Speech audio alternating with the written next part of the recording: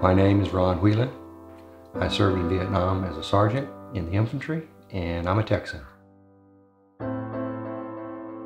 From my first experience in country, the first week I was there, when I arrived at my unit in Da Nang, we came under fire, a sniper fire through the tents where we were getting ready to be assigned for our units. I carried an M60 machine gun. I had an ammo bearer, and over time we shared those duties because the machine gun's fairly heavy, carrying ammo is heavy.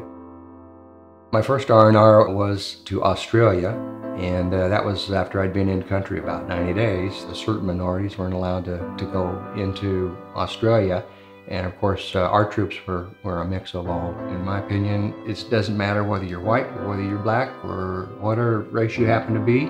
Everybody's blood is red, and war is an equalizer.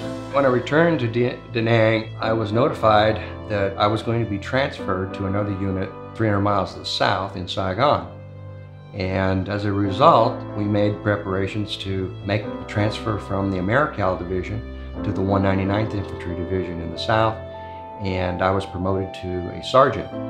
At that point, we were also offered another R&R. I picked Tokyo because it was one requisition for an R&R that I was interested in because of the technology and what I knew about Japan.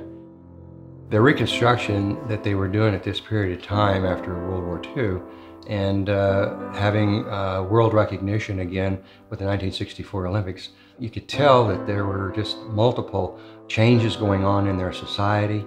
They were innovating and changing their buildings, their transportation. The bullet train, that we called it, was so smooth and so fast. My first impression, in fact, was that the train wasn't moving, just the landscape was moving.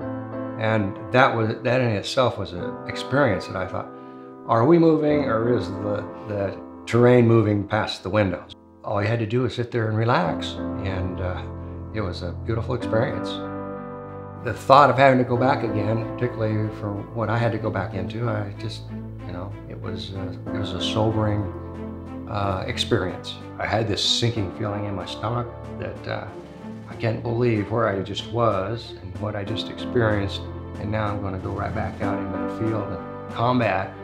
The Tet Offensive of '68 was launched on January 31st. The next 4 or 5 months of combat was probably the heaviest I've seen. In April was when I was carrying a radio for my company commander in a jungle battle, and he was hit by a sniper and immediately killed. The medic directly behind me was hit and severely injured with his left arm and shoulder, and I was not hit at all.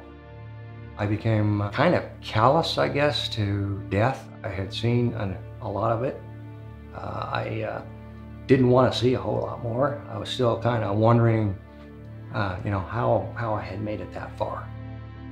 That's when I was really thankful that my 3rd Platoon lieutenant said, we need to let you go on another R&R. So I go back to Japan, and when I get there this time, I kind of know my way around. I wanted to be able to go into the city and get to know the Japanese people a little better. The bullet train got me to and from and anywhere I wanted to go in a matter of hours. I was riding the bullet train in Tokyo probably during the first 2 weeks of November 1967. I think that was probably during the period of Veterans Day. Now, 51 years later, I'm experiencing another Veterans Day, and I think it's great that we have a day to celebrate and remember. I think every day is Veterans Day, especially if you survive it. It's a special, special day.